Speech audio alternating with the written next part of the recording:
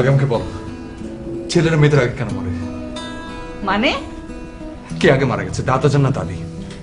আমার শ্বশুর সাহেব। না না যান না তোমার মা। বাবা, দেখো আমার বাবা নেই।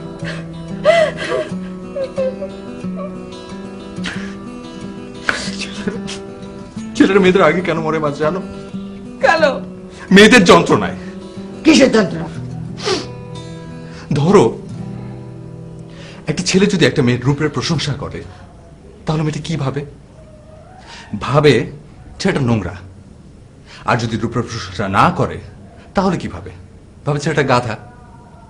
যদি ছেলেটা মেয়েটাকে প্রেম নিবেদন করে, তাহলে ভাবে সে চরিত্রহীন। আর যদি না করে, তাহলে পুরুষত্বহীন। যদি আগ বাড়িয়ে কথা বলতে যায়, তাহলে সে হচ্ছে ব্যক্তিত্বহীন। আর যদি কথা না বলে, তাহলে সে অভদ্র। মেয়েটার কোনো বিপদে যদি ছেলেটা এগিয়ে যায়, তাহলে সে হচ্ছে মতলববাজ। আর যদি না যায়, তাহলে কাপুরুষ। এটা হলো বিফোর ম্যারেজ। এবার শোন, আফটার ম্যারেজ।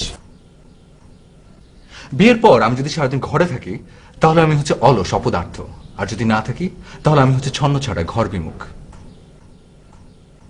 যদি বউয়ের মাথা ধরে, তাহলে সে টায়ার্ড। আর যদি আমার মাথা ধরে, তাহলে আমি তাকে অবহেলা করছি, উপেক্ষা। যদি সারাদিন তার পেছন পেছন ঘুরি, তাহলে আমি হ্যাংলা। আর যদি না ঘুরি, তাহলে আমি পরনারী আসক্ত। তার ছেলেরা যাবে কোথায়? মরে যায়।